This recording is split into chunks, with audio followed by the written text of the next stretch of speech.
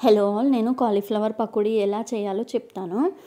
ఫస్ట్‌గా మనము వాటర్‌ని బాయిల్ చేసుకోవాలి. అది మంచిగా బాయిలింగ్ పాయింట్‌కి వచ్చాక అందులో చిటికెడు పసుపు ఇంకా సాల్ట్ కూడా వేసుకొని, తర్వాత మనం నీట్‌గా క్లీన్ చేసి కట్ చేసుకున్న కాలీఫ్లవర్ పీసెస్ ఉంటాయి కదా, అవి కూడా అందులో వేసుకోవాలి.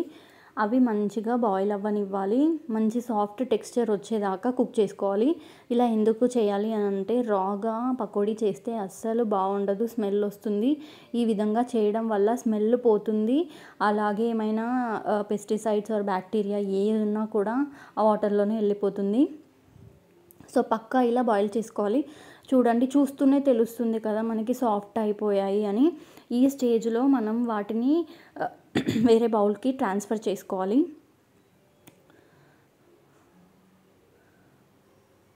ఇలా కుక్ అవ్వాలి, చూస్తుంటే తెలుస్తుంది కదా సాఫ్ట్గా కుక్ అయ్యాయని. ఇంకా అవి పక్కన పెట్టేసుకొని ఇప్పుడు ఒక బౌల్లోకి శనగపిండి కొంచెం, అలాగే కొంచెం బియ్యపిండి, అలాగే కొంచెం లైట్గా కార్న్‌ఫ్లోర్ కూడా సీవ్ చేసుకొని వేసుకోవాలి. అందులో కారపొడి, ఉప్పు, ధనియాల పొడి కూడా వేసుకొని బాగా మిక్స్ చేసుకోవాలి. సీవ్ ఎందుకు చేసుకోవాలి అని అంటే, ఏ ఫ్లవర్ అయినా కూడా మనం సీవ్ చేసుకోవడం వల్ల అందులో ఏవైనా ఉంటే పోతాయండి. ఇప్పుడు మిక్స్ చేసుకునే దాంట్లో లైట్గా ఆయిల్ వేసుకొని కట్ చేసుకున్న ఆనియన్ ఇంకా కరివేపాకు కూడా వేసుకొని మంచిగా మిక్స్ చేయండి. ఇందులోకి మనం ఇంతకుముందు బాయిల్ చేసుకొని పెట్టుకున్నాం కదా కాలీఫ్లవర్ పీసెస్, మంచిగా సాఫ్ట్గా కుక్ అయ్యాయి కదా, అవి కూడా ఇందులో వేసుకొని సూపర్ డూపర్గా మిక్స్ చేసుకోవాలి. పిండి పిండిగా లేకుండా నీట్గా చూపిస్తున్నా కదా, ఇలా మిక్స్ చేసుకోవాలి. కొన్ని వాటర్ కూడా పడతాయి, లైట్గా, చాలా తక్కువ పడుతుంది వాటర్. వాటర్ కూడా వేసుకొని ఇలా చూపిస్తున్నట్టుగా మంచిగా మిక్స్ చేసుకోండి.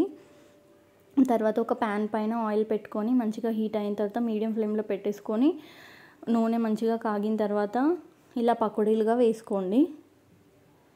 ఎప్పుడైనా మనం ఫ్రై ఐటమ్స్ చేసుకున్నప్పుడు ఫ్లేమ్ అనేది హైలో ఉండకూడదు, లోలో ఉండకూడదు.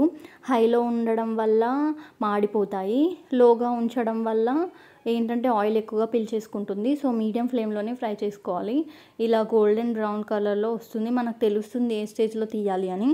అప్పుడు మంచిగా పక్కకి ట్రాన్స్ఫర్ చేసుకోవాలి వేరే బౌల్లోకి. చూసారు కదా, యాక్చువల్లీ నేను సోడా కూడా వేయలేదు. సోడా వేయడం వల్ల ఆయిల్ ఎక్కువగా తీసుకుంటుంది. మేము అసలు సోడా నేను దేంట్లో యూజ్ చేయను.